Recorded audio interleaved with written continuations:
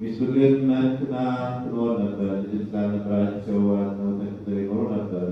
ዕለት ዕለት ወደ ቤተ እግዚአብሔር እየሄዱ ልጅ ይሰጣቸው ዘንድ በሐዘን በለቅሶ ልመናቸው ወደ እግዚአብሔር ያቀርቡ ነበር። ከገንዘባቸው ከፍለው ለድሆች፣ ለጦማዳዎችና ለቤተ እግዚአብሔር ይሰጡ ነበር። እግዚአብሔር ልጅ በመስጠት ልመናቸውን ይቀበላቸው ዘንድ በማመን ይደረግልናል በሚል ተስፋ ጸንተው ይኖሩ ነበር።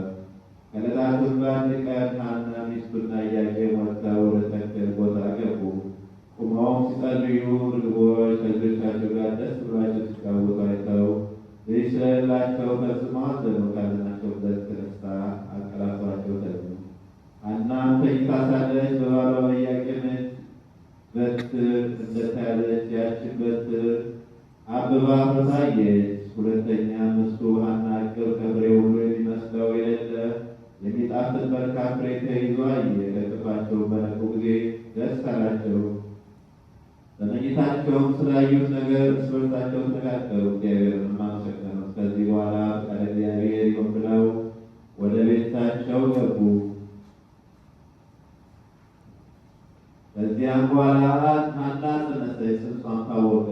የሰጠኸኝን ልጅ ለእግዚአብሔር መባ አድርጌ እሰጣለሁ ብላ ለእግዚአብሔር ሳለች።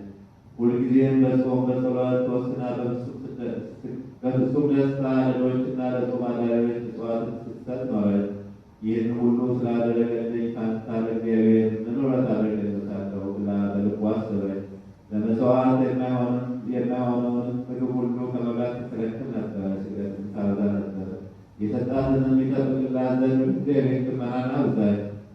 ከስድስት ወር በኋላ የሐና ጽንሷ ታወቀ። የእሷ ዘመዶችም የባሏም ዘመዶችም በሰሙ ጊዜ ወደ እሷ መጥተው የሕፃንነትሽ ዘመን ካለፈ በኋላ ለአንቺ የተደረገ ይህ የሚሰማው ነገር ምንድን ነው አሏት። መፀነሷን ያዩ ዘንድ ማኅፀኗን ዳሰሱ። ዓይኗ የታወረ ከክብርት ሐናና ዘመዶች ወገን የአርሳባን ልጅ የምትሆን አንዲት ሴት ነበረች። ምንም ሳታውቅ ዓይኗን በዳሰሰች ጊዜ ፈጥና ዳነች። ብፅዕት ሐናን ሐና ሆይ ብፅዓት ይገባሻል አለቻት። ማርያም አለቻት ከተፈጠረ ጀምሮ እንዳንቺ በማኅፀኗ የዕውራን ዓይን የሚያበራ የለምና።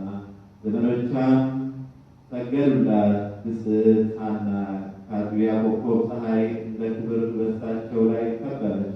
ዝናዋም በየአገሩ ሁሉ ተሰማ።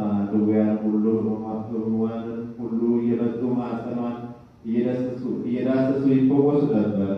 ፍጥረትም ሁሉ በማኅፀኗ ሳለ ሕሙም የፈወሰ በተወለደ ጊዜ እንደምን ያለ ይሆናሉ። የእስራኤል ልጆች በሰሙ ጊዜ ተሰብስበው ስለዚህ ነገር ምን እንላለን? እነሆ ኢያቄምና ሐና የእስራኤል መንግሥት አጠፉ። ሐና ጸንሳ ሳለች በማኅፀኗ ታድናለችና በእኛ ላይ ልትነግሥ አይደለምን አሉ። ከእሳቸውም አንዱ ይህ ያስደንቃችኋልን? ሙሴ እንደጻፈው በድንጋዩ ግደላቸው ዘንድ ኑ አላቸውና ሁሉም ተከታተሉ። መንፈቀ ሌሊት በሆነ ጊዜ ስሙ ገብርኤል የሚባል መልአክ ከሰማይ ወርዶ በዘመድ የከበረችው ኢያቄምና ሐና ሆይ ተነሱ አላቸው። ሊባኖስ ወደሚባል ተራራ ወሰዳቸው። እኛን ካለዋይ ሰይጣን ወጥመድ ታድነንና መፈራትና መወለድ የተመላች ስሟ ማርያም የምትባል በዚያ ተወለደች። ወደ ጥንተ ነገራችን እንመለስና የጽንሷ ወራት በተፈጸመ ጊዜ በግንቦት አንድ ቀን ከፀሐይ የምታበራ ሴት ልጅ ወለደች። የመልኳም ደም ግባት ከማር ከስኳር ይልቅ ደስ ያሰኛል። የመዓዛዋ ሽታ ከሽቱ ሁሉ ይበልጣል። ዘመዶቿና ጎረቤቶቿን በሰሙ ጊዜ ፈጽሞ ደስ አላቸውና ተሰብስበው ወደ እሷ መጡ። ወደ እሷ መጥተው ልጇን ባዩ ጊዜ ፈጽመው አደነቁ። እርስ